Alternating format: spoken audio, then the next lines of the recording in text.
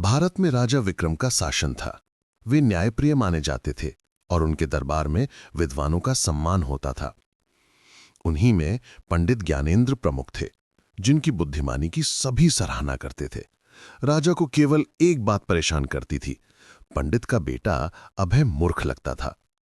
जब भी अभय दरबार में आता, राजा अपने हाथों में एक सोने और एक चांदी का सिक्का रखते और उससे पूछते कि वह कौन सा लेना चाहता है। हर बार अभय सोने को छोड़कर चांदी का सिक्का चुन लेता। दरबारी उस पर हंसते और राजा सोचते कि इतना विद्वान पंडित होते हुए भी उसका बेटा इतना मूर्ख क्यों है। एक दिन दरबार समाप्त होने पर राजा ने पंडित ज्ञानेंद्र से कहा कि उनके बेटे की यह आदत उन्हें चिंता देती है। उसी शाम पंडित जी ने घर लौटकर अभय से पूछा कि क्या वो सचमुच नहीं जानता कि सोना चांदी से अधिक कीमती होता है। अभय ने मुस्कुराते हुए बिस्तर के नीचे से एक बक्सा निकाला जो चांदी के सिक्कों से भरा था। उसने बताया कि वह जानता है, लेकिन यदि वह सोना ले लेता तो राजा समझ जाते कि वह चतुर है और फिर उसे कभी नहीं बुलाते।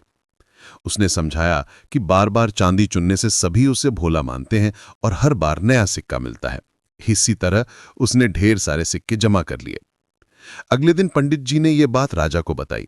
राजा हंस पड़े और अभय को बुलाकर कहा कि उसकी समझ सोने से भी ज्यादा कीमती है। इनाम में उन्होंने उसे सोने के सिक्कों से भरा बड़ा बक्सा दिया और समझाया कि असली अक्ल वही है जो सही समय पर बड़े लाभ के लिए काम आए।